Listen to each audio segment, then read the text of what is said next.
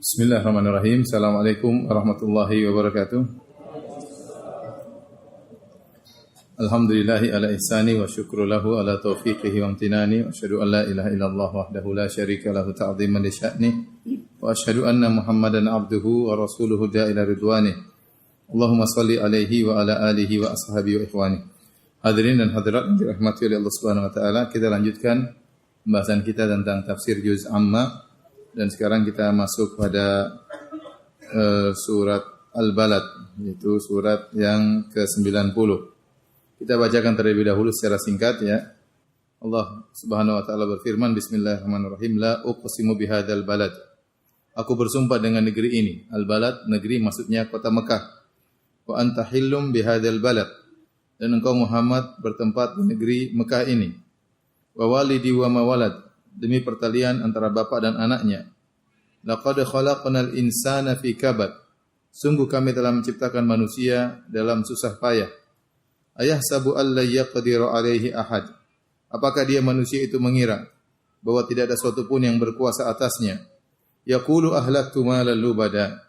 Dia mengatakan aku telah menghabiskan harta yang banyak. Ayahsabu allam yarahu ahad. Apakah dia mengira bahwa tidak ada sesuatu pun yang melihatnya? Alam naj'al lahu ainain. Bukankah kami telah menjadikan baginya dua mata, walisanan wa syafatain, dan kami jadikan baginya lisan dan dua bibir. Wa hadainahu najdain, dan kami telah menunjukkan kepadanya dua jalan, kebaikan maupun keburukan. Falaqatahamal aqabah. Akan tapi dia tidak menempuh jalan yang mendaki dan sukar. Wa ma adraka mal aqabah. Tahukah kamu apa itu jalan yang mendaki dan sukar? Fakku raqabah, yaitu melepaskan perbudakan hamba sahaya. Au it'amun fi yaumin dhi masghabah, atau memberi makanan pada hari terjadi kelaparan. Yatiman dha maqrabah, kepada anak yatim yang ada hubungan kerabat. Au miskinan dha matrabah, atau orang miskin yang sangat fakir. Tsumma kana minal ladzina amanu wa tawassaw bis sabri wa tawassaw bil marhamah. Kemudian dia termasuk orang-orang yang beriman dan saling berpesan untuk bersabar dan saling berpesan untuk berkasih sayang. Ulaika ashabul maimanah. Mereka itulah orang-orang beriman, adalah orang-orang golongan kanan, penghuni surga. Walladzina kafaru bi ayatina hum ashabul masy'amah. Dan orang-orang kafir kepada ayat-ayat kami, mereka itulah golongan kiri. Itu penghuni neraka jahanam, alaihim narum muqsadah. Mereka berada dalam neraka yang tertutup rapat. Surat Al-Balad, surat ke-90 ya. Al-Balad artinya negeri, yang dimaksud dengan negeri di sini adalah kota Mekah. Dan dia termasuk surat Makkiyah sebagaimana sering kita jelaskan berulang-ulang.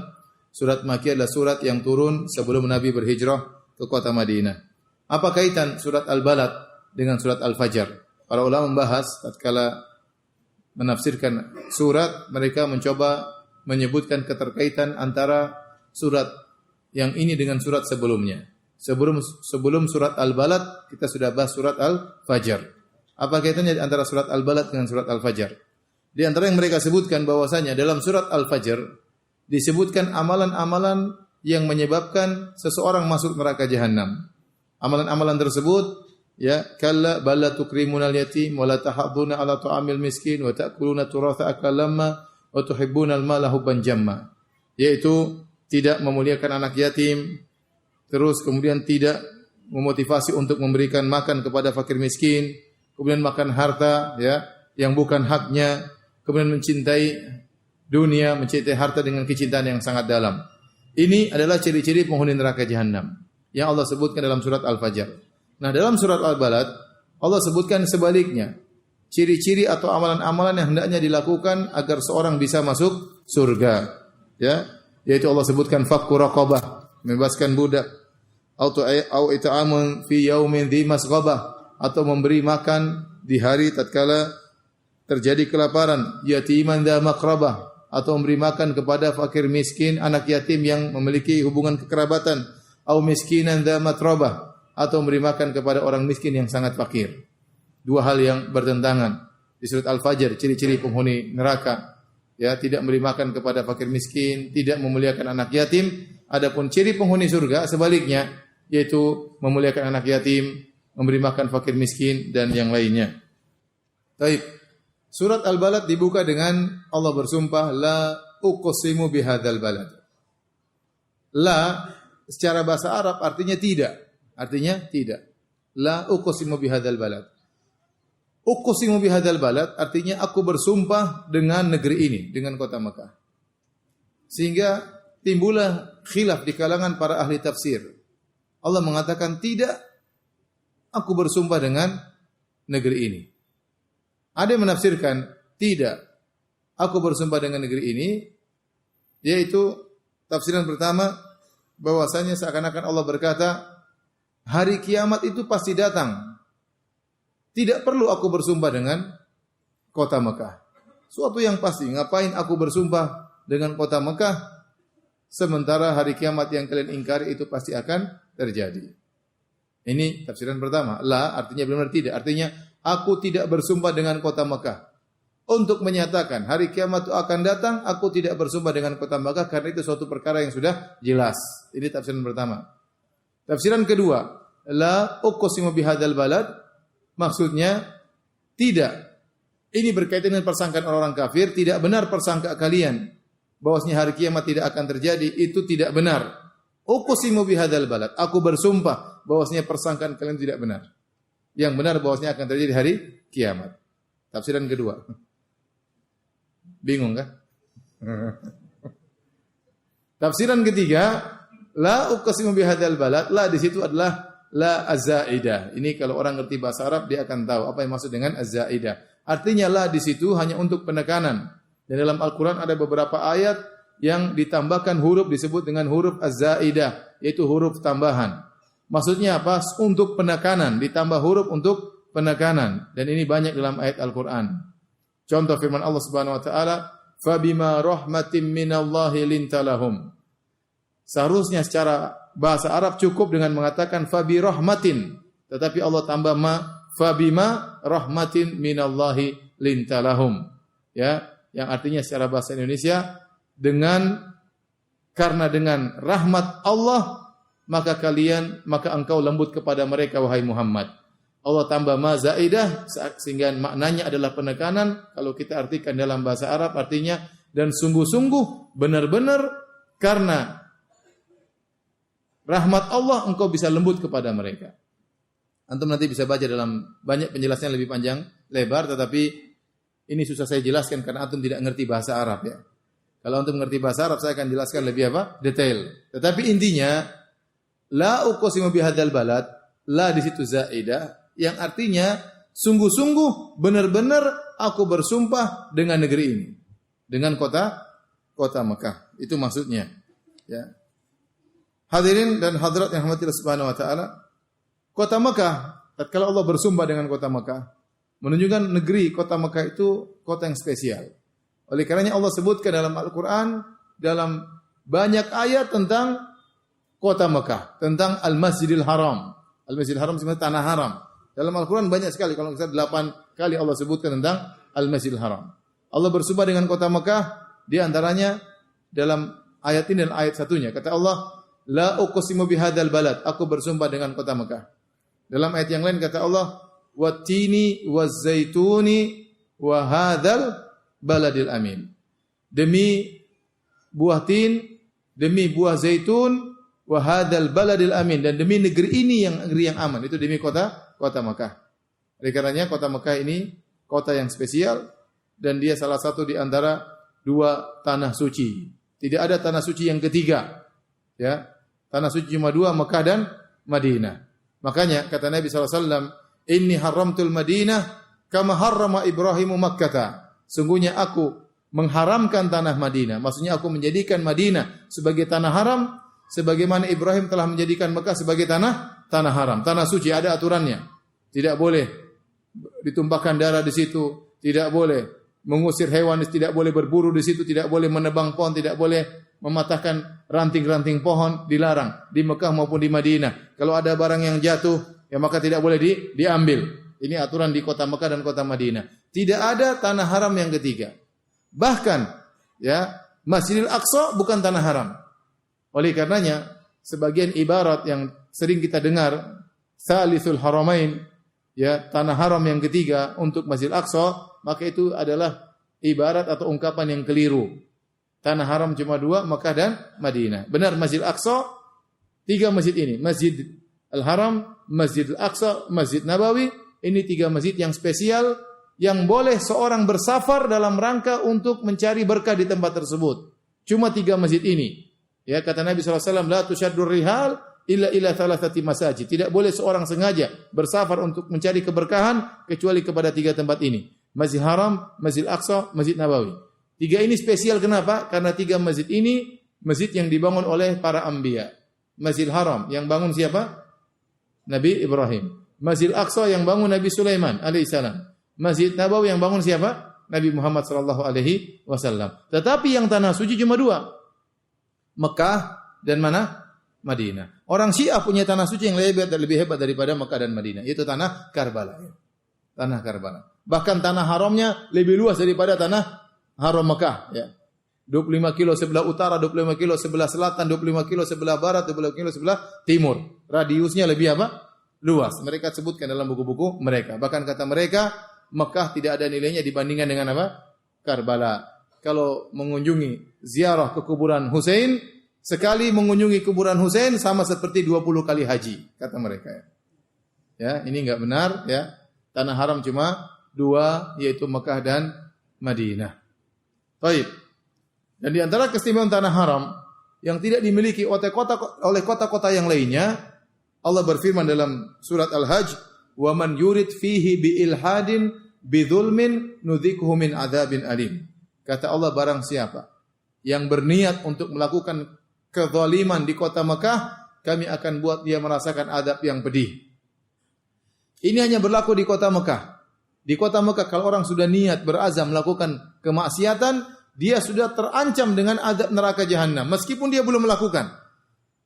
Berbeda dengan tempat-tempat yang lainnya, bahkan di kota Madinah tidak berlaku hal ini. Di tempat lain kalau seorang berniat buruk, dia tidak melakukan, tidak dicatat dosa. Tetapi di kota Mekah, seorang jangankan fisiknya di kota Mekah, bahkan fisiknya di negeri Yaman, di Son'a, bahkan fisiknya di Jakarta, bahkan fisiknya di Bekasi misalnya. Kemudian dia berniat, saya akan nipu jemaah haji nanti kalau di Mekah. Saya akan jual kambing, ternyata kambingnya enggak ada, ya. Saya ingin bohongin jemaah haji. Misalnya. Sementara dia di Bekasi, dia sudah terancam dengan azab yang pedih. Kenapa? Dia sudah berniat untuk melakukan kezaliman di mana? Di kota Mekah. Dan ini hanya spesial di kota Mekah. Orang niat buruk melakukan keburukan di kota Mekah diancam dengan azab yang pedih. Paham? Ini di antara spesialnya kota Mekah. Taib. Kemudian Allah berfirman, la uqsimu bihadzal balad. Aku bersumpah dengan negeri ini. Allah berfirman selanjutnya, wa anta hillum bihadzal balad. Wa anta, dan engkau wahai Muhammad, hillun bihadzal balad. Hillun di negeri ini. Hillun di sini, ini ada khilaf juga di kalangan para ulama. Apa maksudnya? Ada beberapa pendapat. Di antaranya mereka mengatakan, aku bersumpah dengan kota Mekah sementara engkau hillun, yaitu engkau tinggal di kota Mekah. Ini pendapat pertama. Pendapat kedua, aku bersumpah di kota Mekah wa anta hillun bihadzal balad. Sementara mereka berani menghalalkan darahmu di kota Mekah wahai Muhammad. Yaitu tatkala orang-orang Quraisy membuat sayembara, siapa yang bisa membunuh Muhammad akan diberikan 100 ekor onta, dan ini pelanggaran luar biasa. Karena di kota Mekah tidak boleh terjadi apa? Pembunuhan. Sementara mereka bikin aturan, siapa yang bisa membunuh Muhammad akan diberikan 100 ekor onta. Maka Allah bersumpah, sungguh dengan negeri demi negeri ini, bagaimana engkau dihalalkan darahmu sementara engkau berada di kota Mekah. Tapi ini dilakukan oleh kaum musyrikin. Ini tafsiran kedua. Tafsiran kedua, wa anta hillum bihadzal balad, artinya wahai Muhammad, kau sekarang di Mekah, dicaci maki oleh mereka, dihina oleh mereka. Suatu saat engkau akan menguasai kota Mekah dan engkau dihalalkan bagimu kota Mekah dalam waktu tertentu. Dan itu terjadi pada Fatu Makkah, ya, 8 tahun 8 Hijriah. Tahun 8 Hijriah, waktu orang-orang musyrikin sebelumnya tahun 6 Hijriah melakukan perjanjian damai dengan kaum muslimin yang disebut dengan perjanjian Al-Hudaybiyah, yaitu perjanjian gencatan senjata. Namun pada tahun 8 Hijriah mereka melakukan pelanggaran. Mereka ternyata membunuh sebagian sekutunya kaum muslimin. Sehingga akhirnya Rasulullah SAW marah. Akhirnya Rasulullah SAW membawa pasukan 10.000 pasukan untuk menyerang kota Mekah. menyerang orang-orang Quraisy karena mereka telah melakukan apa? Pelanggaran. Maka datanglah Nabi dengan 10.000 pasukan dan Nabi masuk di kota Mekah. Tatkala itu kota Mekah tidak boleh ada pembunuhan, namun Allah menjadikan tanah haram kota Mekah menjadi tanah halal cuma dari pagi sampai asar. Nabi boleh menyerang orang-orang Quraisy. Sampai ada orang namanya Ibnu Khattal. Ibnu Khattal ini murtad. Dia masuk Islam, kemudian Nabi pernah mengutus dalam suatu utusan, dia bunuh sahabat. Dia murtad. Maka waktu itu Nabi mengatakan, kalau kalian mendapati Ibnu Khattal, bunuhlah dia. Meskipun dia berlindung di balik sitar atau kiswah Ka'bah. Dan akhirnya dia dibunuh. Padahal dalam aturan kota Mekah, tanah haram tidak boleh terjadi apa? Pembunuhan. Tapi Allah izinkan, kata Allah, wa anta hillun bihadzal balad. Suatu hari kau akan boleh bagimu tanah haram menjadi tanah halal cuma dari pagi sampai kapan? Asar. Oleh karenanya setelah itu Nabi setelah menguasai kota Mekah, Nabi berkata, wa innama adzina li fiha sa'atan min nahar. Sungguhnya Allah hanya menghalalkan bagi saya, mengizinkan saya untuk berbuat di kota Mekah. Kota Mekah menjadi tanah halal sa'atan min nahar, cuma di siang hari. Tsumma adat hurmatuhal yauma ka hurmatiha bil ams. Sekarang sudah kembali lagi keharamannya, yaitu tanah sucinya sebagaimana sebelumnya. Jadi kota Mekah pernah menjadi tanah halal pada tahun 8 Hijriah tatkala Fatu Makkah, cuma dari pagi sampai apa? Sampai sore, sampai asar. Paham maksudnya? Dan ini kabar gembira dari Nabi. Surat ini, surat Al-Balad, surat Makkiyah, turun di kota Mekah sementara Nabi sedang diintimidasi. Sementara para sahabat sedang disiksa, tapi Allah kabarkan tentang masa depan. Suatu saat kau akan menguasai kota Mekah. Bahkan Allah menjadikan tanah Mekah halal bagimu dalam beberapa waktu. Ya, karena pelanggaran yang dilakukan oleh orang-orang kafir Quraisy. Setelah itu Allah bersumpah, wa walidin wa ma walad. Wa walidin wa ma walad. Demi sang ayah dan sang anak. Wa walid yaitu yang melahirkan atau sang bapak. Wa ma walad dan apa yang dia lahirkan, anaknya. Itu demi ayah dan demi anak. Ada yang mengatakan demi Adam dan keturunannya. Ada yang mengatakan demi Ibrahim dan Ismail. Maknanya. Ada yang mengatakan Nabi Ibrahim, ada yang mengatakan umum demi ayah dan anaknya. Ya. Sungguh keterkaitan di antara mereka sangat kuat. Ya. Kemudian Allah bersumpah, kemudian Allah berkata, laqad khalaqnal insana fi kabad. Allah sebutkan sumpah-sumpah ini semua demi Mekah, ya. Kemudian demi yang ayah dan sang anak. Untuk apa? Untuk menekankan sesuatu. Penekanan tersebut kata Allah, laqad khalaqnal insana fi kabad. Sungguh kami telah menciptakan manusia dalam kondisi susah payah. Bukan penciptaan susah payah, tapi manusia itu dalam kondisi susah payah. Kami menciptakan manusia dalam kondisi susah payah. Oleh karena lihat halaman 381 saya sebutkan Imam Al-Qurtubi menyebutkan tentang bagaimana kondisi manusia yang susah payah. Pertama, pada saat dilahirkan, susah sang anak, pusarnya dipotong, kemudian dia harus menyusui kepada ibunya, terkadang air susunya tidak lancar, ya. Kemudian harus disunat, ya. Sunat umur berapa? Kalau di Arab umur seminggu sudah apa disunat, ya. Kalau di sini SMP, kadang SMA. Ya. Anak saya kemarin umur 4 tahun saya sunat, ya. Saya sunat, ya. Sudah selesai sunat dia bilang, "Jangan, enggak mau disunat," padahal sudah diputus. Ya. Pas mau disunat, kata dokternya, "Ustaz, jelaskan sama Abdul Razak, anak Ustaz, supaya dia tidak ketakutan bahwasanya sunat itu hukumnya sunnah, bersih." Saya bilang, "Dok, anak kecil enggak paham begitu." Sudah saya bilang, "Nak, kamu sunat nanti Abi belikan mainan." Dia lebih paham. Baik. Tatkala dia lahir harus potong pusar, kemudian mencari air susu ibunya. Kalau air susunya lagi kering dia menangis, susah payah sejak kecil. Ya.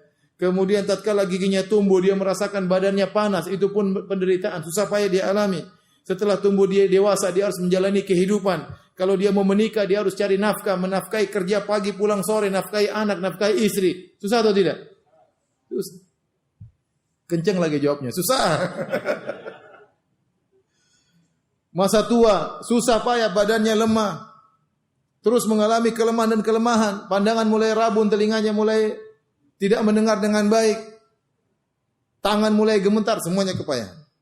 Di alam kubur begitu masuk sudah ditanya oleh malaikat Munkar dan Nakir. Dibangkitkan sudah juga dalam kondisi susah payah, tidak berpakaian, di bawah terik matahari jaraknya 1 mil. Ya. Belum dihisab, belum dimizan, belum lewat sirat. Ini semua dalam kondisi apa? Kepayahan. Kapan seorang lepas dari seluruh kepayahan? Kalau dia sudah menginjakkan kakinya di surga. Itu baru dia tidak ada letih sama sekali. Sebelum dia menginjakkan kakinya di surga, seluruhnya dalam kondisi apa? Kepayahan. Oleh karenanya ada seorang datang kepada Imam Ahmad. Kemudian dia bertanya, "Ya Aba Abdullah, qasadtuka min Khurasan as'aluka an mas'alah." Wahai Imam Ahmad, saya datang dari jauh dari Khurasan, datang ke Baghdad untuk bertemu dengan engkau. Saya ingin bertanya tentang satu pertanyaan. Pertanyaan tersebut, mata yajidul abdu ta'mar rahah. Kapan seorang hamba merasakan kelezatan istirahat? Kata Imam Ahmad, inda awali qadamin yadha'uha fil jannah. Begitu kakinya nginjak surga, dia akan langsung apa? Relax. Sebelumnya tidak akan ada namanya apa? Letih. Tidak akan ada namanya santai. Semuanya dalam kondisi payah. Semuanya manusia demikian. Ya. Oleh karenanya antum harus terus berusaha untuk beribadah dan beribadah, ya, sampai antum masuk surga. Kalau semua surga baru tidak ada lagi keletihan sama sekali. Nah, tatkala Allah menyebutkan, ya, laqad khalaqnal insana fi kabad. Sungguh kami telah menciptakan manusia dalam susah payah. Tujuannya apa? Tujuannya bahwasanya manusia sadar dia itu ada Tuhannya. Dia itu diatur. Kalau seandainya dia yang mengatur, dia pasti milih yang enak-enak saja. Ternyata dia tidak bisa memilih siapapun dia. Mau raja, mau presiden, apalagi antum orang Bekasi, ya. Banyak hal antum tidak bisa milih. Kerja ternyata kerja yang berat. Gaji tidak bisa milih, pasang gaji sendiri, enggak bisa kan? Enggak bisa. Banyak rumah, mau beli rumah enggak bisa rumah yang mewah. Antum enggak bisa milih. Banyak hal menunjukkan antum tidak bisa mengatur, antum itu diatur. Supaya antum tahu bahwasanya ada Tuhan yang mengatur apa? Antum, tidak semua kehendak kita akan berjalan, berlaku. Ini yang pertama. Yang kedua, agar antum tahu bahwasanya ada di sana ada istirahat yang abadi, yang luar biasa, yang sempurna, yaitu di surga. Maka semangatlah untuk beribadah, ya, agar Anda terlepas dari segala kesusah payahan ini. Anda harus masuk surga. Kalau Anda tidak mau surga, Anda akan terikat dengan kesusah payahan, apalagi kalau masuk neraka dapat susah payah yang abadi. Itu maksudnya kata sebagian ahli tafsir. Jadi seorang merenungkan hal ini, dia semangat beribadah karena dia tahu bahwasanya dia tidak mendapatkan istirahat yang abadi kecuali setelah dia menginjakkan kakinya di surga.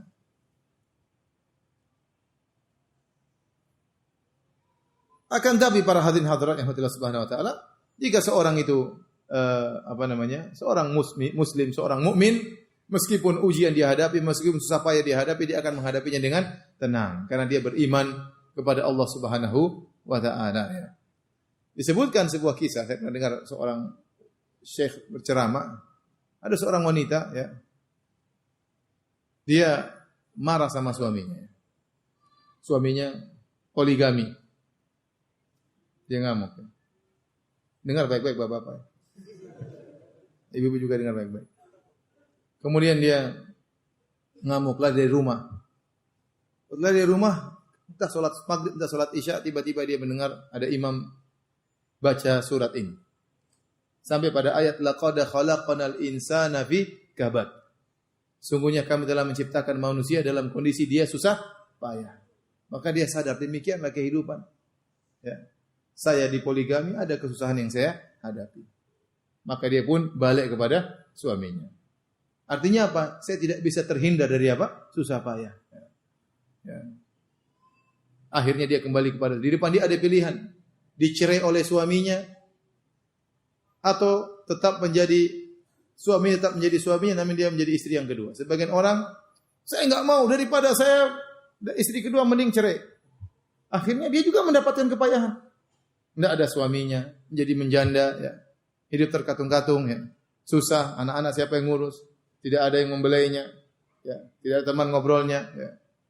Atau dia menjadi istri kedua dan juga dengan berbagai macam kepayahan. Karena mendengar ayat ini akhirnya dia kembali dan dia siap menjadi istri yang kedua. Ini tidak ada maksud apa-apa, saya cerita ini. Saya cuma cerita bahwasanya namanya kehidupan demikian. Namanya kehidupan demikian. Apalagi setelah saya buka program Halo Ustadz, lihat orang curhat banyak sekali. Ibu-ibu curhat. Tadi aja saya buka pasti ada ibu yang curhat. Yang curhat. Yang inilah, yang anulah. Demikianlah manusia dalam permasalahan. Kalau tidak ingin punya masalah di dunia, ya mati. Masalah baru dalam alam barzakh. Kalau antum ingin hidup di dunia, pasti ada permasalahan. Bahkan antum terkadang yang sumber apa? Permasalahannya. Oleh karenanya, ya ikhwan, demikianlah kehidupan. Kalau antum ingin lepas dari kabat, dari segala kesusahan ini, tidak ada jalan lain kecuali masuk apa? Surga. Maka dengan dipenuhi kesusahan ini, antum berusaha untuk beribadah. Mau antum kaya, mau antum miskin, pasti ada kesusahan. Gak mungkin gak ada kesusahan. Ya, saya bicara dengan benar-benar. Orang kaya, antum lihat orang kaya, punya perusahaan besar. Apa dia gak susah? Dia susah juga. Bayangkan dia punya pekerja misalnya 5.000 orang. Dia mikir. Banyak yang dia pikirkan, gimana 5.000 orang tersebut. Bagaimana kalau gajian, mikir gaji mereka. Apalagi kalau perusahaan lagi ekonomi lagi jatuh, pusing dia. Ya. Belum kalau ada perusahaan lain muncul, saingan, pikiran lagi dia.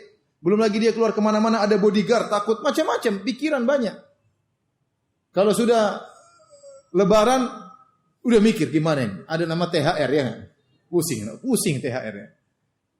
Pegawainya 5.000 senang THR. Yang pusing bosnya ya. Betapa banyak orang kaya nggak bisa tidur. Orang miskin mau pakai tikar, ngorok langsung. Jadi, tidak ada yang terlepas dari kesusahan. Semuanya pasti ada kepayahan dengan porsi yang masing-masing. Porsi yang masing-masing. Baik. Tetapi orang-orang beriman yang selalu mengingat Allah Subhanahu wa taala, alladzina amanu wa tatma'innu qulubuhum bi dzikrillah. Ala bi dzikrillah tatma'innul qulub. Orang-orang yang beriman dan mereka tenteram dengan mengingat Allah, maka ketahuilah dengan mengingat Allah, hati ini akan menjadi tenteram. Setelah itu Allah berfirman, ayahsabu alla yaqdiru alaihi ahad. Apakah sang manusia itu menyangka tidak ada yang berkuasa atasnya? Ini orang kafir. Sering saya sampaikan kalau ada kalimat al-insan, manusia dalam surat-surat juz amma, surat-surat makkiyah, banyak ulama membawakan bahwa ini orang insan yang kafir, manusia yang kafir. Yang berbuat sesukanya, berfoya-foya. Kata Allah, ayahsab alla yaqdiru alaihi ahad. Apakah sang manusia itu menyangka tidak ada yang menguasainya? Yaqulu ahlaktu malal lubada. Dengan bangganya dia berkata, aku telah menghabiskan hartaku banyak. Siapa yang melarang saya? Saya kaya raya, saya mau ke sana beli ini, beli anu. Dia merasa sombong dengan hartanya. Sebenarnya Allah mengatakan, inilah sifat orang kafir, berbangga-bangga dengan foya-foya yang dia lakukan. Itu asalnya sifat orang kafir. Makanya dia mengatakan, yaqulu ahlaktu malal lubada. Aku sudah menghabiskan hartaku yang banyak. Dia bangga. Dan itu sifat sebagian orang. Bangga kalau sudah bisa ngambur-hamburkan uang. Bangga kalau sudah bisa berfoya-foya ke sana sini, jalan-jalan ke luar negeri, beli barang-barang yang tidak bermanfaat. Bangga kalau punya mobil 20 yang harganya mahal-mahal, ya. Bangga hal-hal yang tidak bermanfaat, seperti itu. Ini kebiasaan orang-orang kafir. Dan Allah menggunakan kalimat ahlak. Ahlak itu artinya, bahasa Arab artinya binasa, hilang sia-sia. Uang tersebut yang mereka gunakan untuk berfoya-foya tidak ada manfaatnya sama sekali, hilang sia-sia dan akan menjadi bumerang bagi mereka tatkala di akhirat kelak. Kata Allah Subhanahu wa taala, ayahsabu allam yarahu ahad. Apakah dia menyangka tidak ada seorang pun yang melihat dia tatkala dia melakukan demikian? Sepuas-puasnya dia melakukan kemaksiatan, sepuas-puasnya dia berfoya-foya. Apakah tidak ada yang menghisapnya? Apakah tidak ada yang melihatnya? Apakah tidak ada yang menguasai dia? Akan dimatikan dia, akan dibangkitkan, akan diminta pertanggungjawaban.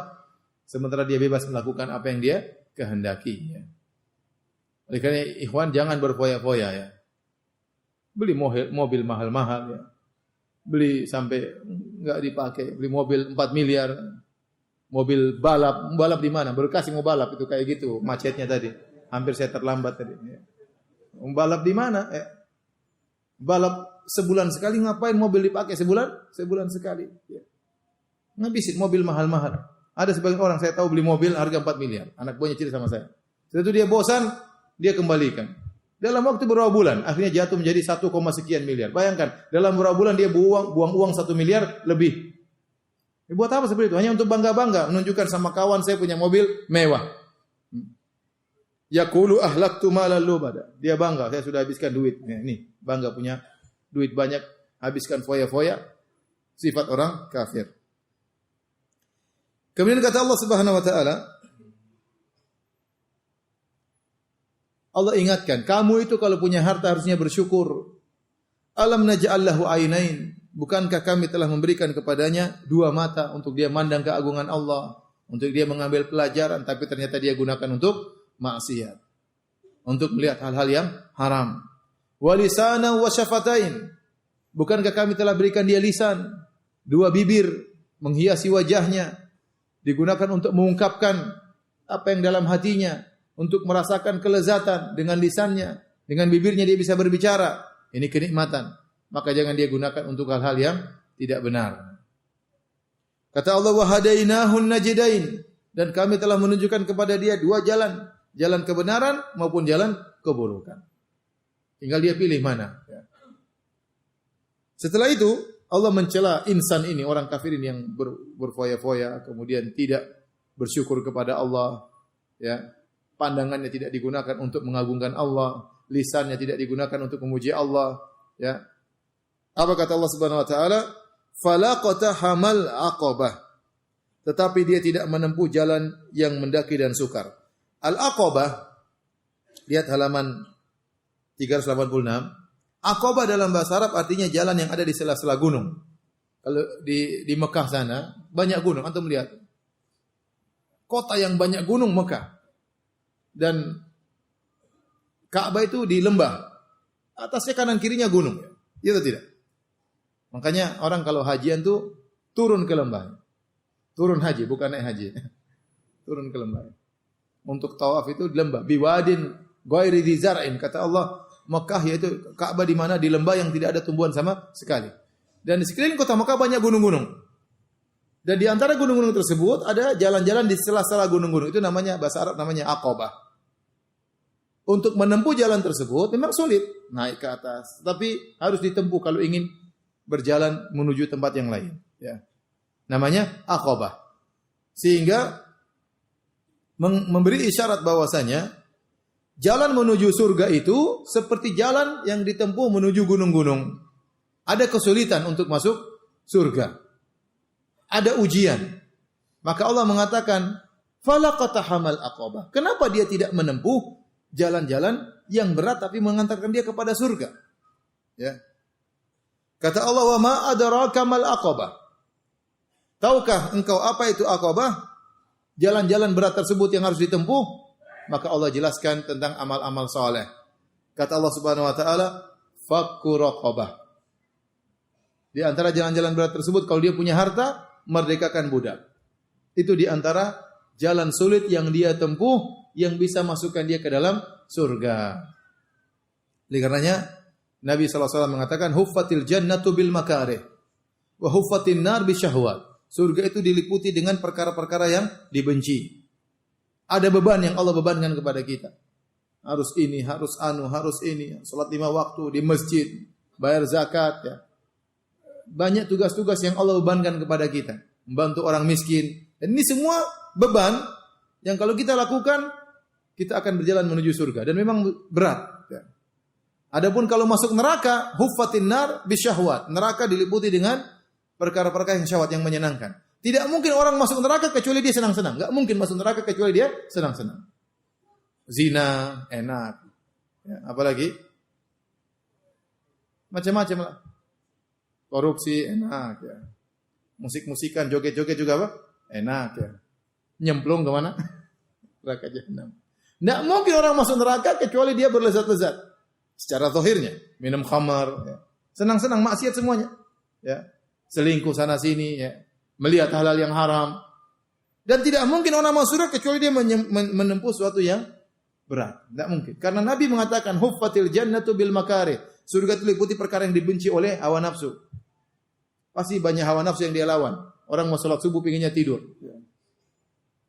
Buka lihat cewek cantik pengennya lihat tapi dia balik. Astagfirullah. Padahal cantik ya. Mau dilihat ya. Banyak hal yang harus dia lawan syahwatnya. Tetapi kalau masuk neraka, pasti melalui hal-hal yang lezat. Nah, Allah menamakan amal-amal soleh yang harus dikerjakan oleh seorang supaya bisa masuk surga, Allah namakan dengan aqabah. Yaitu seperti rintangan yang harus dia lewati, jalan di sela-sela gunung. Di antara rintangan-rintangan tersebut yang harus dilewati, kata Allah, fakku raqabah. Di antara amalan-amalan tersebut adalah fakku raqabah, memerdekakan seorang budak. Atau membebaskan tawanan perang yang tertawan misalnya. Ada tawanan perang ditawan, harus butuh biaya untuk membebaskannya, maka dia keluarkan uang untuk membebaskan tawanan perang.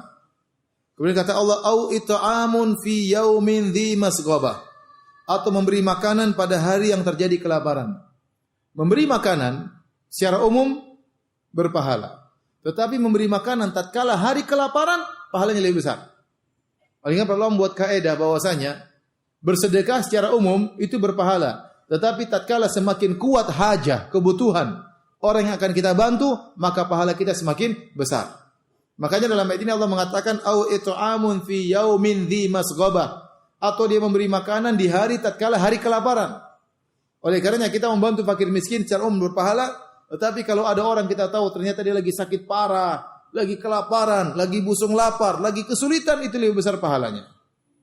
Sama tatkala kita membantu tatkala terjadi musibah, terjadi gempa, terjadi tsunami, kita dapati saudara-saudara kita dalam kondisi payah, kondisi parah, pahalanya lebih besar.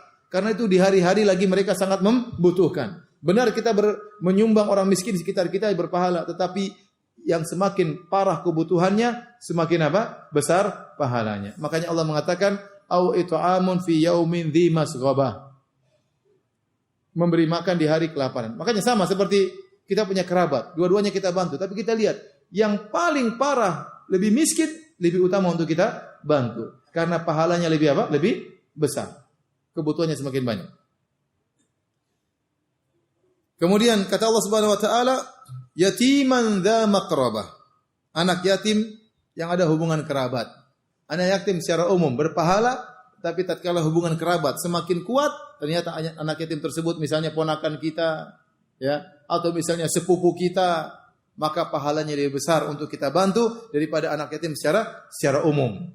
Karena pahala bisa menjadi besar ditinjau dari segi kekerabatan. Jadi dua ayat ini kita tahu, ternyata pahala bisa menjadi besar ditinjau dari kebutuhan yang mendesak. Ternyata juga pahala bisa menjadi besar ditinjau dari hubungan kekerabatan. Oleh karenanya membantu kerabat kita lebih utama daripada membantu orang yang jauh. Karena membantu kerabat kita, kita mendapatkan dua pahala. Pertama, pahala sedekah. Yang kedua, pahala silaturahmi. Namun kenyataannya banyak orang yang lebih hobi membantu orang jauh daripada kerabatnya sendiri. Betapa banyak orang hobi membantu kawan-kawannya, sementara kakak dan adiknya tidak pernah dia telepon, tidak pernah dia bantu. Seakan-akan kakak adiknya di luar daripada jangkauan dia. Sementara orang-orang jauh dia bantu, luar biasa. Ada fenomena seperti itu. Sama, sebagian orang begitu ramah, begitu mudah bantu orang lain, suka memberi bantuan sama orang lain, sama istrinya kurang dia perhatikan. Tidak pernah beli hadiah sama istrinya. Ya. Tidak pernah neraktir apa? Istrinya. Tapi kalau neraktir kawan-kawannya, selalu. Ya. Ini orang dekat dia lupakan, orang jauh dia ingat. Ada supir berkata, majikan saya sangat baik. Kemana-mana saya disuruh beri bantuan, saya antar bantuan ke orang-orang. Saya sendiri tidak pernah dibantu sama majikan.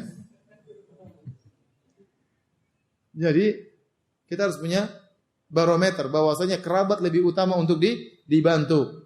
Ya. Makanya kata Allah Subhanahu wa taala yatiman dza maqrabah, atau membantu anak yatim yang punya hubungan kekerabatan. Anak yatim secara umum bagus, tetapi yang punya hubungan kekerabatan lebih utama untuk dibantu. Kata Allah au miskinan dza matrabah, atau orang miskin yang sangat fakir. Matrabah diambil dari kata turab yang artinya tanah. Seakan-akan dikatakan orang miskin ini enggak punya apa-apa kecuali cuma punya tanah. Artinya miskinnya sangat parah. Miskinnya sangat parah. Dia enggak punya rumah, enggak punya mobil, cuma punya apa? Tanah. Ini ungkapan bahasa Arab menunjukkan orang miskin yang sangat fakir. Lebih utama untuk kita bantu daripada orang miskin secara umum. Maka terkadang kalau kita beri bantuan, kita perlu tahu kondisi siapa yang kita bantu. Kita perlu cari tahu, ternyata ada yang lebih miskin, ada yang membutuhkan, tetangga miskin, tapi ada yang lebih miskin, itu lebih utama untuk kita bantu. Ya. Lebih utama untuk kita bantu. Kemudian, Allah Subhanahu wa taala mengatakan, inilah jalan berat yang harus kau lalui supaya kau masuk surga. Apa? Memerdekakan budak, membantu fakir miskin, membantu anak yatim, ya, memberi makan tatkala musim kelaparan. Tapi ada syarat berikutnya. Syarat berikutnya agar amalanmu diterima kau harus beriman, kata Allah. Tsumma kana minal ladzina amanu. Kemudian dia harus termasuk dari orang-orang yang beriman.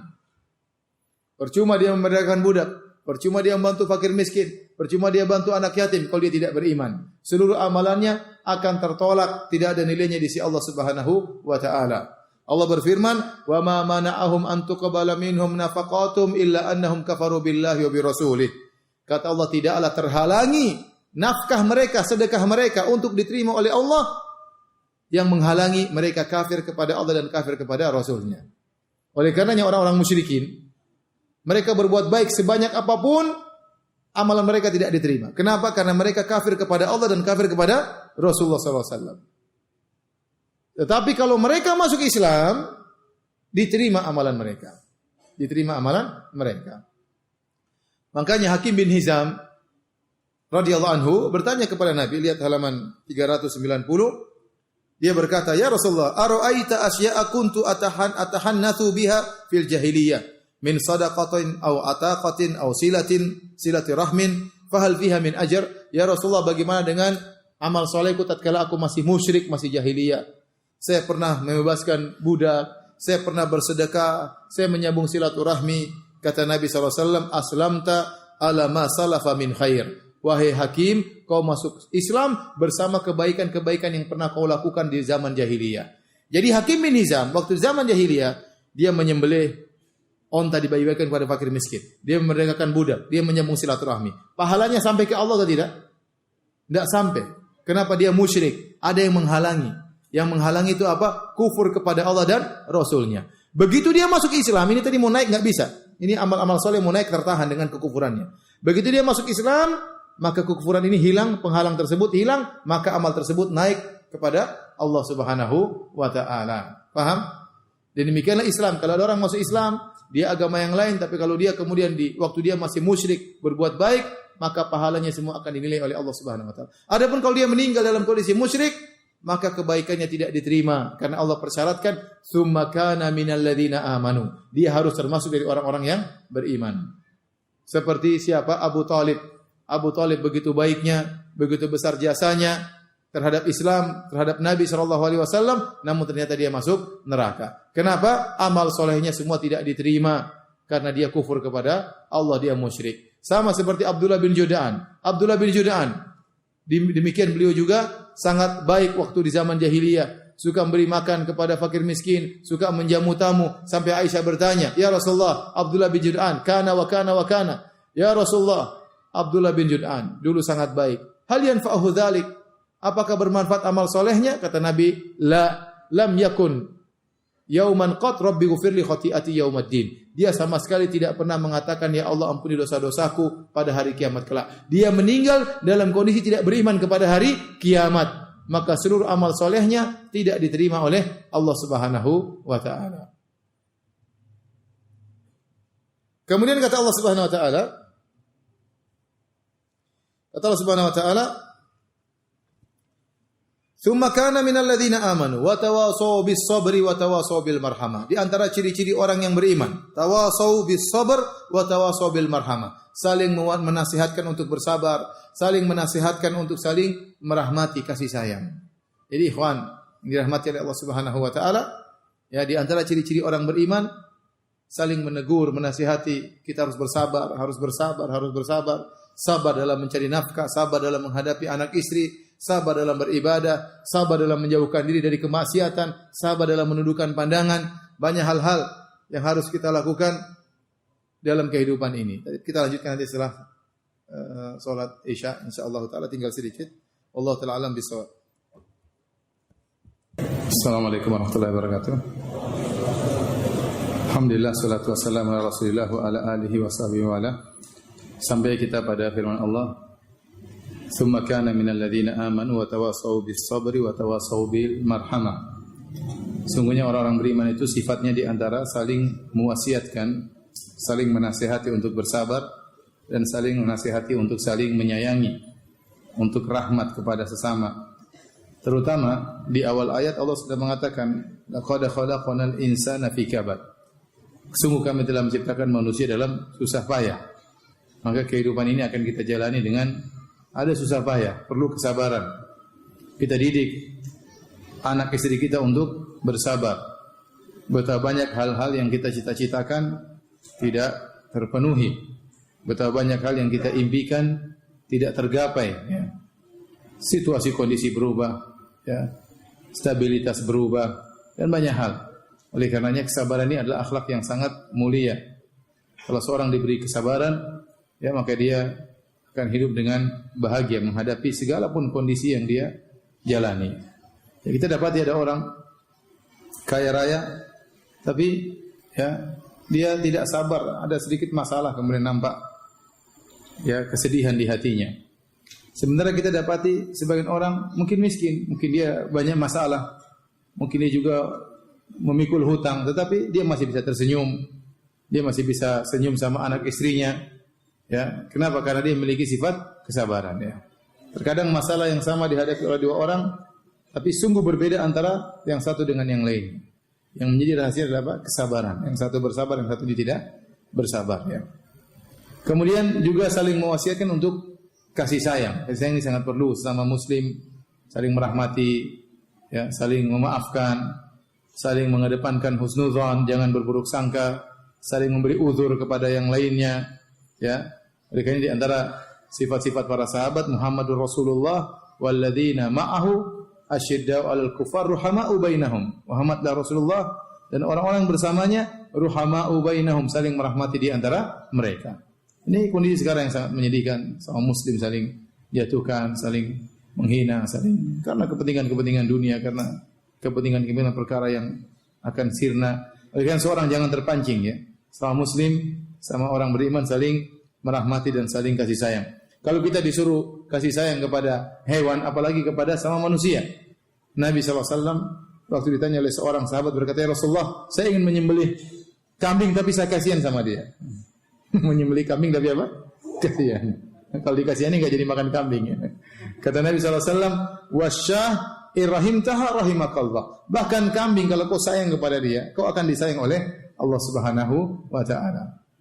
Kata Nabi SAW, "Ar-rahimuna yarhamuhumur rahman." Orang yang mengasihi akan dikasihi oleh Allah Subhanahu wa taala. Irhamu man fil ard yarhamkum man fis sama. Rahmatilah yang ada di atas muka bumi, kau akan dirahmati oleh yang ada di atas langit, yaitu Allah Subhanahu wa taala. Terutama kasih sayang ini di antara keluarga. Ajari anak dan kakak sayang kepada adiknya, adik sayang kepada kakaknya, saling mendoakan. Kalau kakaknya sakit bilang, "Dek, nak, jangan lupa doain kakakmu ya. Kakakmu mau ujian, tolong doain kakakmu. Kakakmu lagi sakit, doain adikmu." Seperti itu. Jadi menebarkan kasih sayang di dalam kehidupan rumah tangga. Sama istri juga sayang, sama suami juga sayang. Istri jangan diomelin terus, apalagi suami diomelin terus juga tidak boleh ya.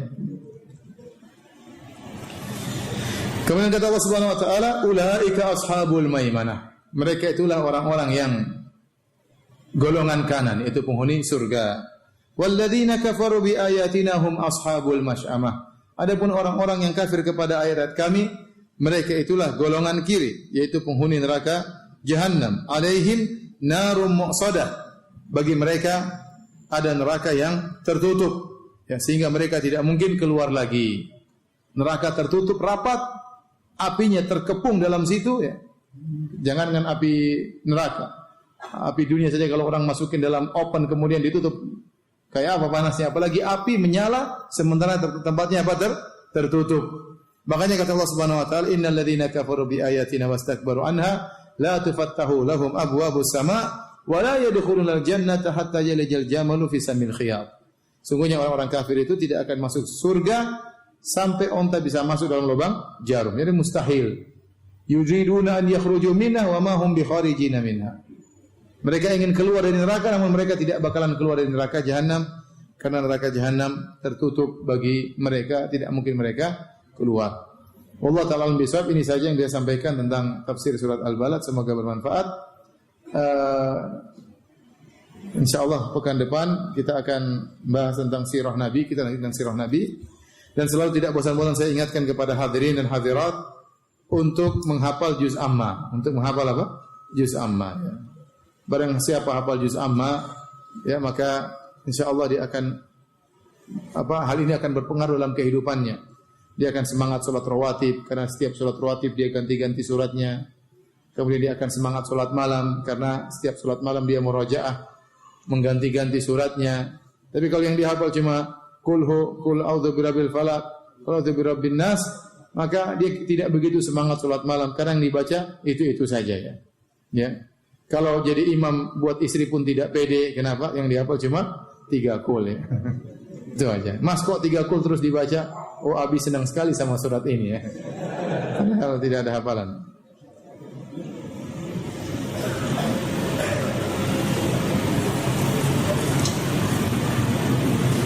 Saya ingin bertanya mengenai pahala mengajarkan membaca anak Al-Quran, di mana setiap huruf dibalas 10 kebaikan, sehingga apabila setiap anak membaca sepanjang hidupnya akan menjadi amal soleh bagi yang mengajar. Tapi masalahnya sebagai orang tua, saya sadar kemampuan membaca Al-Quran tidak sebaik ustadz pengajar, sehingga pahala tersebut bukan untuk kita sebagai orang tua.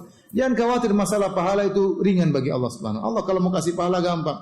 Ada orang gara-gara dia menghilangkan gangguan dari jalan, Allah masukkan apa? Surga. Ada orang wanita gara-gara minumkan seekor anjing, Allah masukkan surga. Yang penting antum sebagai orang tua, kalau antum tidak bisa ngajar Al-Quran, antum yang ngantarkan anak antum ke pondok, atau antum panggilkan guru ngaji. Meskipun antum tidak mengajarkan secara langsung, tapi sungguhnya antum telah mengajarinya secara tidak langsung. Pahala urusan Allah Subhanahu wa ta'ala. Bagi pahala bagi antum sebagai orang tua, bagi guru bagi ustaz sebagai guru, terserah Allah Subhanahu wa ta'ala.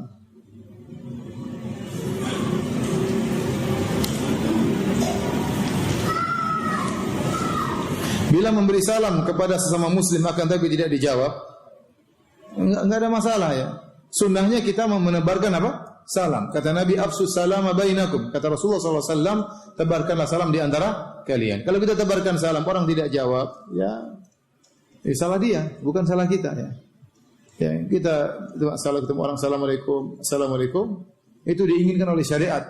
Dengan menebarkan salam kita akan tumbuh kasih sayang di antara kita.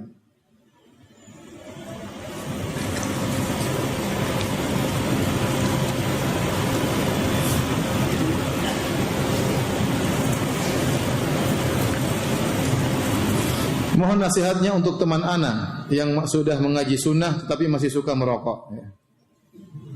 Ya nasihati aja. Ya. Merokok itu haram. Ya.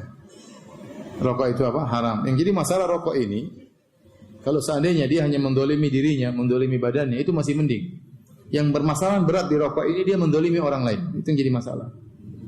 Padahal jangan sampai Anda keluar dari atas muka bumi ini meninggal dunia, jangan sampai Anda mendolimi orang lain. Kata Al-Imam Syafi'i, "Bisazat ilal ma'at al-udwanu 'alal ibad." Seburuk-buruk bekal untuk bertemu dengan hari kiamat mendolimi orang lain. Orang kalau merokok, yang lain kalau enggak suka, pertama dicium bau yang tidak enak. Antum saja kalau kentut saja enggak suka, dia terdolimi. Ada yang kentut di kamar, terdolimi. Apalagi rokok, buat batuk, baunya enggak enak. Ya. Ini mengganggu orang lain ya. Maka hati-hati antum kalau merokok. Pertama antum mendolimi diri sendiri. Kata Nabi, la dharar wa la dirar, tidak boleh beri kemudaratan bagi diri sendiri. Apalagi antum beri kemudaratan kepada orang lain ya. Sebagian orang tidak kuat dengan rokok. Jadi dia flu, jadi dia batuk, pusing. Bayangkan antum bikin orang pusing. Ya. Kapan itu saya pernah bimbing umrah. Kemudian ada jemaah sekamar berdampingan. Kemudian yang di kamar satu sampai pusing, sampai pilek. Kenapa? Dia cium bau asap rokok. Tapi kita nggak lihat orang merokok. Rupanya yang merokok di kamar sebelah. Ternyata yang merokok dokter. Subhanallah. Dia mungkin tidak apa-apa, tapi orang lain tersiksa. Orang lain apa? Tersiksa. Ya. Saya termasuk orang yang paling tidak betah dengan rokok. Kalau rokok dari jauh saya paling tidak suka ya. Ya. Tapi seperti itu orang kalau sudah merokok terkadang rasa malunya hilang. Dia tidak penting dia enjoy, orang lain susah. Bukan urusan dia ya. Jadi orang yang merokok itu hati-hati, dia melanggar dua hal. Pertama dia mendolimi dirinya sendiri. Dan kedua, dia mendolimi orang lain, hati-hati. Dan aneh, rokok itu enaknya apa sebenarnya? Coba antum ingat sama perokok. Tanyakan antum yang dulu pernah merokok. Awal antum merokok tujuannya apa? Pasti tujuannya supaya keren kan? Apa enak pahit masukkan asap dalam? Berarti tergoda dengan orang lain ini merokok keren, kayaknya gagah. Gagah bagaimana? Iklan saja orang-orang gagah ya. Ente merokok tidak menjadikan ente menjadi gagah. Iklannya orang naik gunung, panjat gunung, naik mobil mewah. Ente mobil enggak punya, sepeda, kemudian merokok. Banyak orang merokok itu, subhanallah, itulah saya memikirkan firman Allah Subhanahu wa taala, janji iblis kepada manusia, la uzayyinanna lahum fil ardi, sungguh aku akan menghiasi maksiat bagi mereka. Rokok yang tidak ada kelezatannya sama sekali. Kalau zina ada kelezatan zina, tapi rokok apa kelezatannya? Pertama orang merokok pasti batu-batu, pasti enggak enak. Tapi dia paksa lama-lama jadi enak. Padahal asalnya apa? Tidak enak. Tapi kenapa dia merokok? Karena tadi dihiasi oleh syaitan, bosnya orang merokok itu keren, disukai oleh cewek, disukai macam-macam, akhirnya dia merokok. Padahal ngabisin duit ya, jadi kecanduan ya.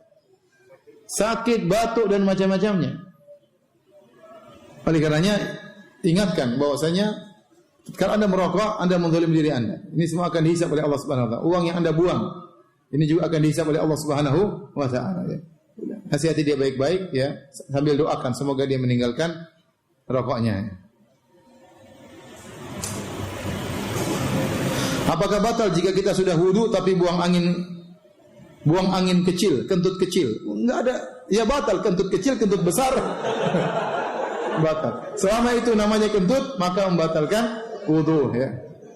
Enggak dibedakan antara kentut kecil maupun kentut besar. Tidak dibedakan antara kentut berbunyi atau tidak berbunyi. Waktu Abu Hurairah ditanya, ya Abu Hurairah, mal hadath, apa itu hadath yang membatalkan wudu? Kata Abu Hurairah, al-fusa wa dhurat. Yaitu al-fusa yaitu kentut tanpa bunyi, dhurat kentut dengan bunyi. Dua-duanya membatalkan apa? Wudu ya.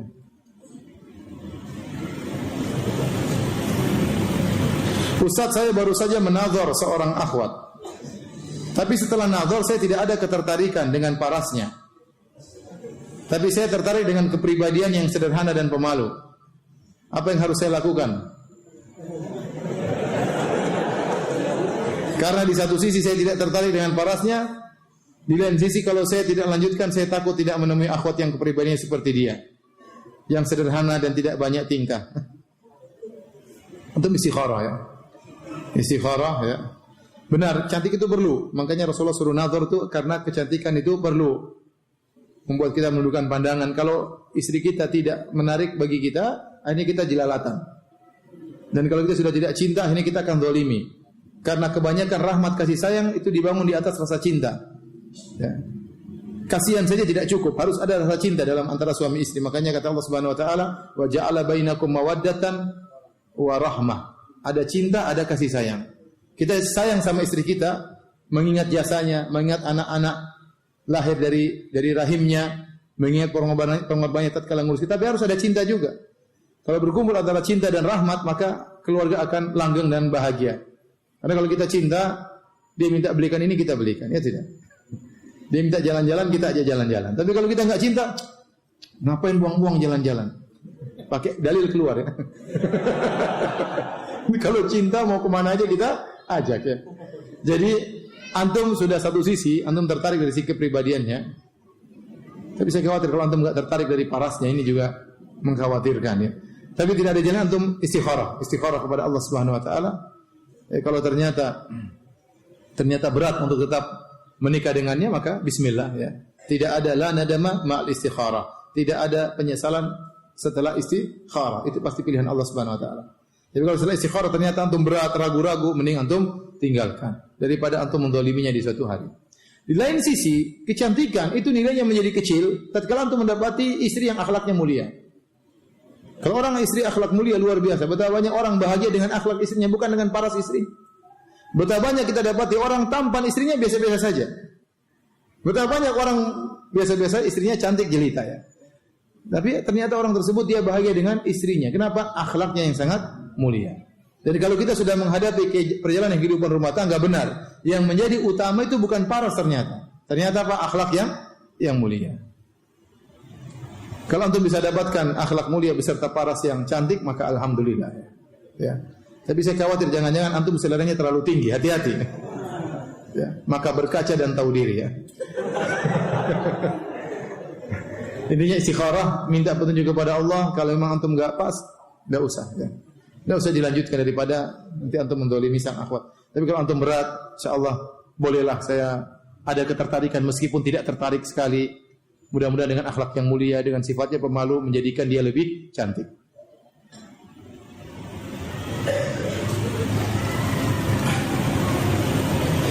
Ustaz, mohon ulangi lagi tafsir la uqsimu bihadzal balad. Tadi 3 pendapat.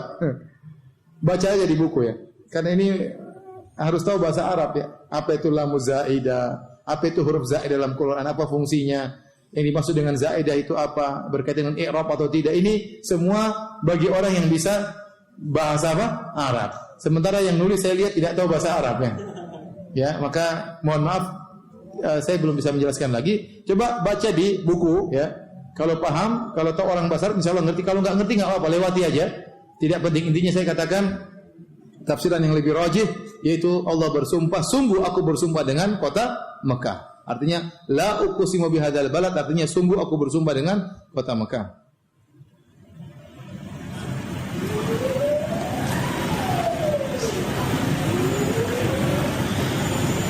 Berkaitan Masjid Aqsa bukan tanah suci, bagaimana penyebutan Aqsa dengan Al-Ardul Muqaddasah? Benar, Ardul Muqaddasah tanah suci bukan pengertian tanah haram. Bukan pengertian apa tanah haram. Ya.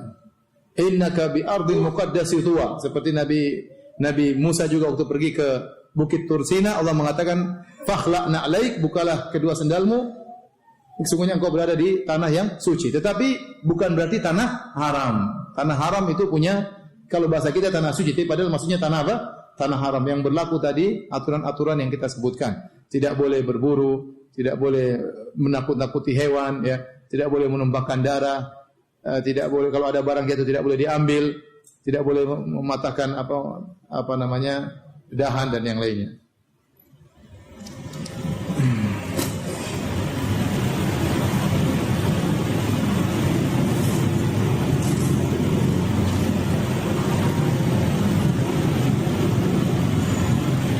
Bolehkah menjual sisa pianika, alat musik sampai habis karena dahulu belum tahu ini haram.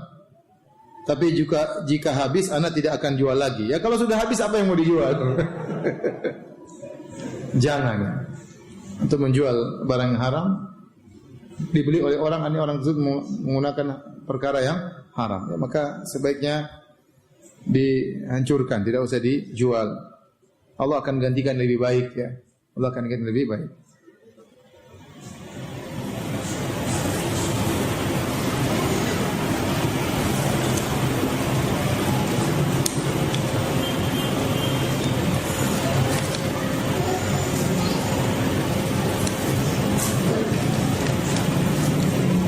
Demikian saja, mohon maaf banyak pertanyaan tidak bisa saya jawab ya.